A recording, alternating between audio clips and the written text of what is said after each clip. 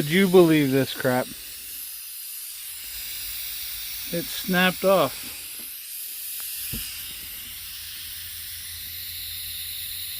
There's the other part of the shifter right there. It just completely snapped off. Unbelievable.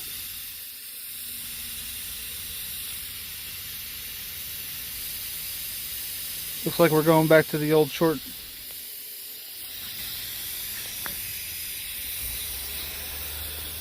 Oh well. Alright, what's up guys? So, can't believe this stupid shifter broke. Yesterday, I learned this because a lot of people told me I was an idiot and that these were actually quick connects. I sat there that whole time on that one video that I made loosening that thing up. Here's another downer. I was trying to change out my, that's another story, but I was trying to change out my my cab shock, and apparently I left my toolbox on the ground because I don't have it. Luckily I got these screws off and I have wrenches and stuff for the rest of it, but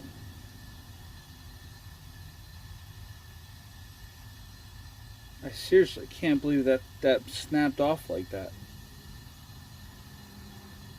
Hang on a second. Alright, so unlike the other video, this is actually going to be a short video.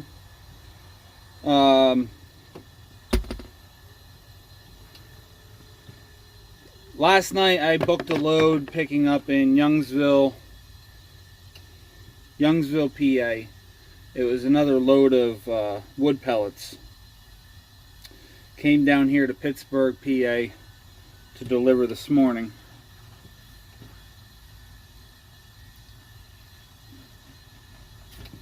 And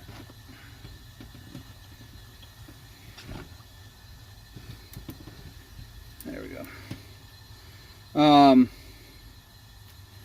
Delivered down here in Pittsburgh, PA this morning. It was supposed to pick up last night and deliver 8 a.m. this morning. I think the 8 a.m. thing is just the receiving hours, is when they start receiving. Because on the door it says 8 to 4. The other day it said 6 to something, 6 to 2 I think. Either way, hopefully the shifter will grab onto the little bit that's left there.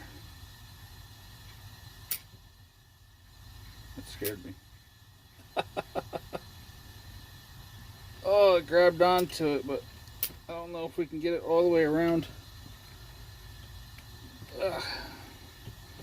Fucking the threads up a little bit. There we go. That'll work for now. Back to a short shifter. That's alright.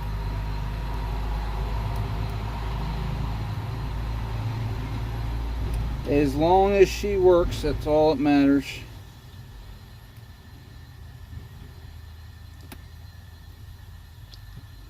I've been thinking about doing a really short shifter anyway. Wow, that's gonna be weird.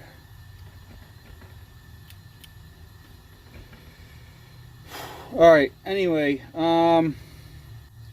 shoot, I'm a knucklehead. I didn't put the other piece back on there. I had 2 hours to get to my pickup. Oh man, that really sucks. Now I got... Alright, so I only had 2 hours to get to my pickup. I don't know how I got to such a wide view. It don't matter. Man, I'm used to my shifter. Oh,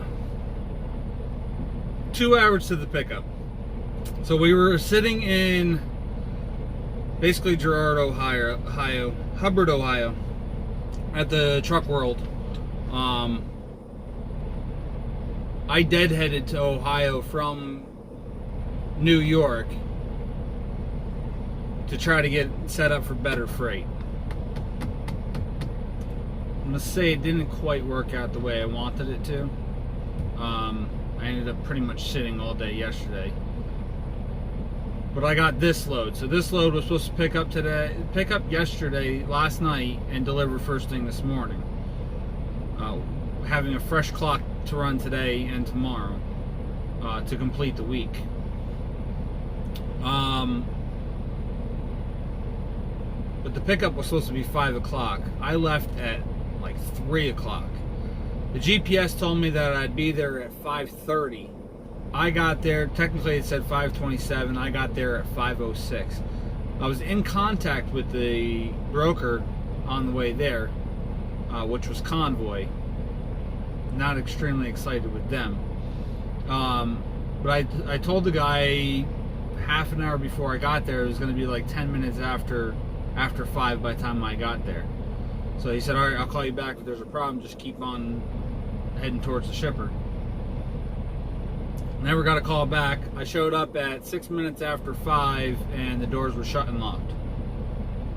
So I bet you they were out of there before it even hit 5 o'clock.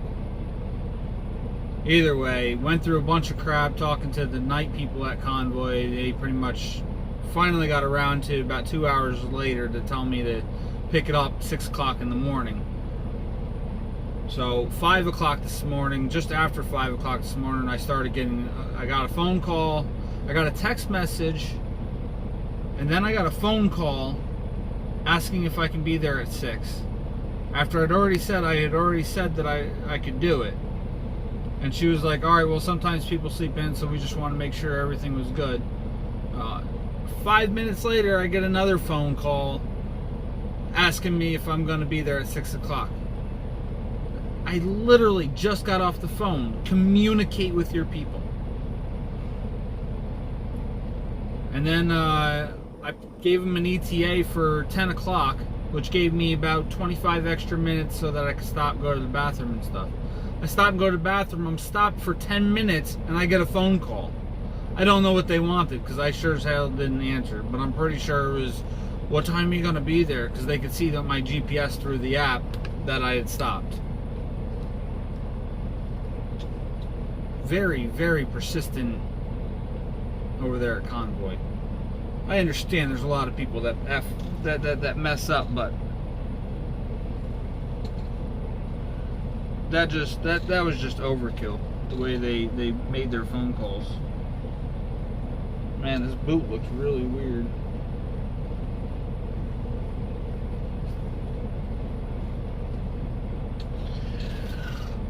Anyway, it is what it is. Right now I'm looking for another load, hopefully heading up towards the Northeast, something I can make a decent amount of money on before tomorrow's end. And then I'm going to work Saturday, Sunday, Monday, Tuesday, and try to be home Wednesday, as long as everything pans out okay. A lot of this is just a big learning curve for me, and I will get it figured out eventually. Just like Mercer, it took me a few months to get used to the load board, figuring out the lanes and figuring out how to deal with all the agents and stuff like that. It's going to take me at least that long, if not longer, to deal and learn the brokers and the load boards. And it's not just one load board this time. I'm talking about six or eight load boards that I'm set up on right now. So I'm trying to learn all the load boards at the same time, and trying to learn those running the boards. So like JB Hunt's board, they're pretty much whatever they put the price at, they're not going up very much, maybe $40. They're basically just trying to sell it for what they're asking for. Like you can put in a bid, but don't expect if it's $700, they're trying to pay $700 that they're gonna come up to $1,500. They might come up to $770. And that's about it. We've already taken a couple JB Hunt loads. One was because it was just the end of the night and I needed to get something and go. The other one was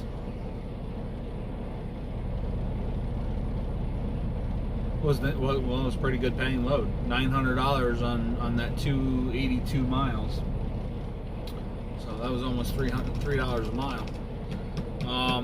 My revenue this week so far at this moment right now is the $900 and this $800 load. So that's $1,700. So that's nothing. I need another load today, delivering tomorrow, and if I can get a really short load tomorrow, that'd be awesome. However, my running cost is going to be extremely low this week. Right now, I think I'm sitting at like $400 for fuel, plus my regular deductions, which is only like insurance, trailer rental, and stuff like that. After Thanksgiving, I'm going to make my way back down to Chattanooga and drop this trailer off. I'm going to switch over and do power only, and then I'm going to look into investing into a step deck trailer for next year. And then I'm just going to do power only during the winter time. There's so many power only loads that can keep me busy. I'm not going to make top rate because I'm not supplying the trailer, but I'll make pretty decent, and then a lot of them I can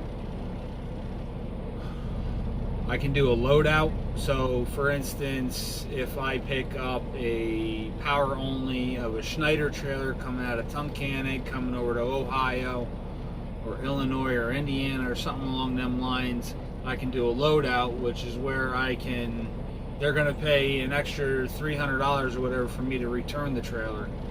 But they're going to allow me to find a load to get me back over there. So I win by doing the power only, and then I win by getting full rate plus a few hundred or whatever it is to return the trailer back to them. And I get paid for a full rate on a load by loading up the trailer to bring it over to where it's got to go. So we'll figure out how that all works out, but we're definitely going to go play the power only game. That'll cut down my bills by $145 a week, which is money that I can definitely put to good use, either towards my own trailer or just stuff around the house. So I'm going to call that quits for this video. I have nothing else. Thanks for watching, guys. Stay safe, and we'll see you tomorrow.